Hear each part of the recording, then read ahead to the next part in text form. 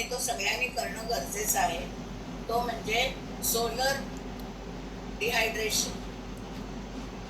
Solar डिहायड्रेशनच्या माध्यमातून आपल्याला सर्व गोष्टी करता येतात. इलेक्ट्रिसिटीचा हा दुसरा मार्ग आहे किंवा इंधनाचा पण हा दुसरा मार्ग आहे. म्हणजे आपण सोलरवरती उद्या आवश्यकता पडली तर इलेक्ट्रिसिटी नसताना सुद्धा जेवण, स्वयंपाक बनवू शकतो. बरोबर ना? तुम्ही कधी बनवलंय का?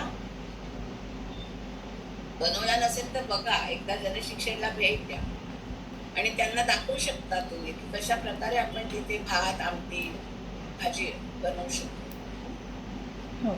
अनेक आता आपल्याला सोलरचा उपयोग कसा करायचा ते तुमच्या पणजीला आणि आजीला आपल्यापेक्षा जास्त माहित असेल, कारण की त्या कोथिंबिरीपासून ते सांडग्यांपर्यंत सगळं सुकवत असत ना.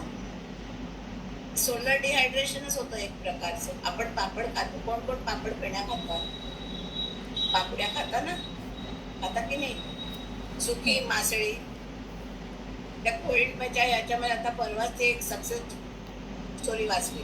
किती तिने 20 का 25 वर्ष मासळी सुकवायचाच व्यवसाय केला आणि त्याच्यामधून ते मासळी कशावरती सुकवतात तर सोलर म्हणजे सूर्याच्या प्रकाशामध्ये सुकवतात, सूर्याच्या उष्णतेमुळे सुकवतात. तर अपारंपरिक ऊर्जा स्तोत्र पण त्याच्यासाठी करणं गरजेचं आहे. मग काटक्या मिळवून त्याच्यामध्ये आपण शेकोटी करून त्याच्यावरती भाजणं किंवा त्याच्यावर करणं हा पण एक भाग झाला.